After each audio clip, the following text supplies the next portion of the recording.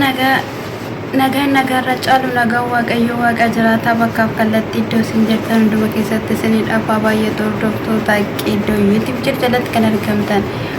akkatti narraa bareedaa jiru narraa bareedaa ayyuu biraan nagaa kinoo haala kanadhaanii shaffanatu jechuudha ayyuu biraan nagaa haadha manas iddoo biraan jechuudha na isa kanadha ani immoo amma kana dhufeef jechuudha waa'ee dhuma caaltuu fajjii irraa dubbachuu barbaadeen jechuudha ajjiin caaltuudha bilbila jalaa kaasuu diddee sana booddee immoo gara manaa dhufe jechuudha akkasuma caaltuuni kaameraa shikeeyyatti akkuma barame jechuudha maalidha jennaan akkatti kanatti boontu maalidha maaltu si boonsisaa maaltu siif ta'e maaltu siif guutee gaafa ajjiin caaltuudhaan jedhu caaltuun immoo boonuu mirgan qabu yeroon boonu yeroo kanadha saatii kanadha akka durii miti gadi jechuun nafee mataa ol qabachuun dhufee yerootu naaf ga'e jette jechuudha maaliifi mucaarraa seerata kanaan kaastu ennaan mucaan kamidha sinii obboleeyyan hidhame jennaan maaltu mucaas kamirraan kaasaa shin jennaani mucaa jechuun haadha manaa kootidha sin obboleeyyan miti jennaan maalii haadha tokkotu nu daheedha abbaa keenya moo haadha keenya tokkodha eessatti wal beennaa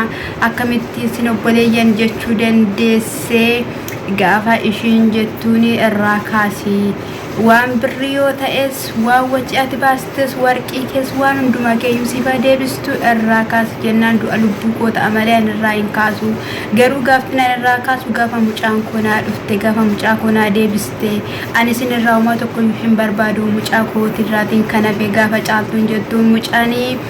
amma ji'a jaha hixxeetti erganu irraa gargar baatee ji'a jaatu shafaa waggaa tokkoon boodadha kanatti mucaa kee argachuu dandeessu mallattoo walii mallatteessine waadaa walii gallitu jira kanarraatiin kan ka'e mucaan gara manaatti deebi'uu ammaaf hin dandeessu irraa kaasi jennaan du'a lubbuu kootitti irraan kaasu ishiin kaleessa na dallata nama hin qabdu fira hin qabdu ati mukarraa dhalatti sanyii namaa miti naan jettee naa cuucaa gadi na qabaa turte amma immoo waaqayyo guyyaa kanaaf yeroo kana rabbi koo inni na hume naa fide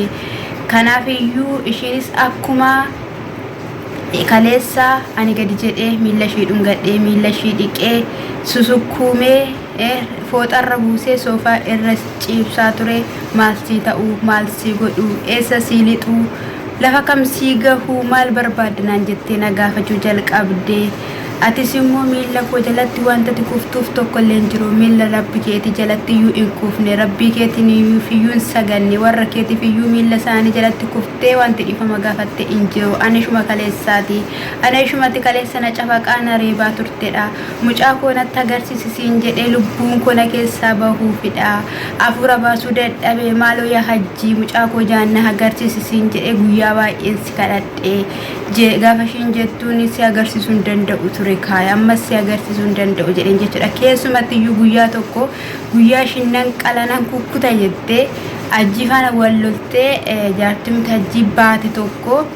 hojii dadhabeeraanii hojii danda'e hojjechaa hin jiru kanaaf iyyuu deebi'ee dhufee natti agarsiisin jedhaan inni rafee jira jette viidiyoo hojjetteetti anillee irraa dubbadhee ture dursatti baay'ee na gaddisiiste jedhee jechuudha harka isaa dhungattee maaloo ani mee na fanadda'uufi lapheen koo mee na dha'uufi jettee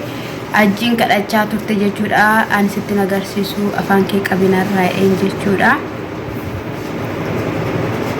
sana booddee guyyaa biraas waan itti agarsiisee hin qabu jechuudha tasumayyuuti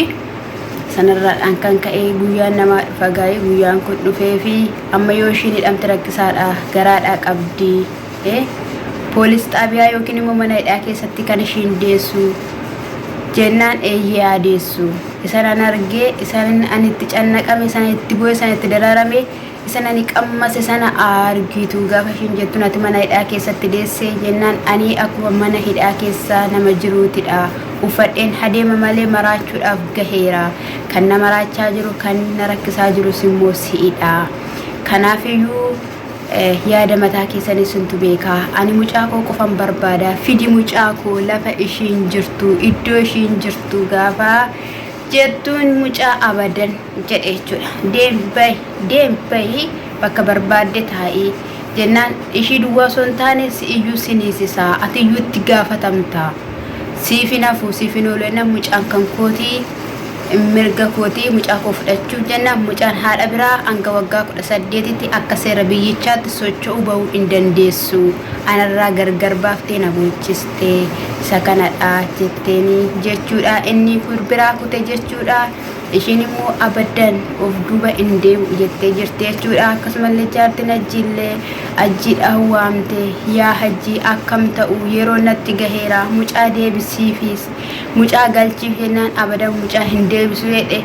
Akkaataa itti mucaa deebisu yoo jiraateera moo ta'e la caaltuudhaanii maal jedhee seeti fakkaate mallattee seeraa fi amma waggaa tokkotti mucayyoon hin baatu jedheen. Ishii kanaan immoo paaspoortii ishee harkaa fuudhiiti erga paaspoortii ishee harkaa fuutee booddee mucaa deebisuuf hin danda'a. Sanarraatiin alatti paaspoortii sotoon harkaan fuudhee mucaas deebiseeraaf taanaan abadan ishee argachuu hin danda'u jedhee jechuudha. Bakka itti deebisiiti mucaa ergatti deebistee booddee inaattaa jennaan. Eddaganaas inatusi mucaa sittiin deebisu ani iddoo qopheeffadheera mana qopheeffadheera mala qopheeffadheera kadhadhu sagadiini yoo isheen sididdeetti ta'e immoo mala qopheeffadhu biyya jennaan. Ani bakka kana gochuu hin danda'u. Malli tokko yoo jiraateera ta'e isa narra jiru niikaa kee narraa hiiki. Gaafatti niikaa kee narraa hiiteetta ta'e ani iddootti na argitu hin qabdu. Ani sababa keetiidhaan mana hidhaa seenuu fi qilixoo seenuu fi boolla keessatti gadi hidhamuu fi ani lubbuun natti dhuftee na keessaa bahuu fi kintir jechuu fi gaafa ishiin jettuuni ishiinidhaanis falli jiru inni dhumaa tokko akkan siin jedhetti kadhadhuti yoo ishee harkaa paaspoortii fuute mucaanan fidaa jedheen. Ani mucaa akkaataa ani harkaa fuudhuun qabu mana siin jiru paaspoortiin jennaan haadha sabboontu bira jira. Kanaaf iyyuu akkamitti dhaqee fuudharee jennaan ishumaan babbaltaa. Caaltuun immoo du'a lubbuutti paaspoortii koon kennu paaspoortii kootti kennenaan biyya kana keessaa bahuun hin jiru maatii kootti galuun hin jiru. Tooftaan ittiin fudhadhu karaa seeraatti jettee seeratti jabaatteetti jechuudha. Yeroo naa gaheera naa dukkanni koo naa ifuufidha. Galatoomaa uummata koo rabbiinis naa galateeffadha du'aayis naa godhaa jettee ishiin gammachuu keessa jirti. Isaan kun immoo nama ibidda harkaan qabate ta'anii gubachaa boba'aa jiru jechuudha. Kuni hundumtiyyuu dogoggora keessanii haadhaaf ilmoo gargar baastanii wayyootoo jettu laphee qooqaadhaan otoo ciniinsifattu har'aan geessanii waan baay'ee jecha baay'ee jettanii gadi xiqqeessitan. Keessumaa jaartiin Hajjii kanatti xiqqeessite caaltu kanatti namummaarraa buusiste nama hundaan kan xireeffachiifte namni hundillee amma akka ishii jaalate hiriyoonni ishii akka ishii jaalatanii dubbattee jirti jechuudha. Guyyaan namaaf ingaa yeroon namaaf ingaa warri nama acuuccan warri nama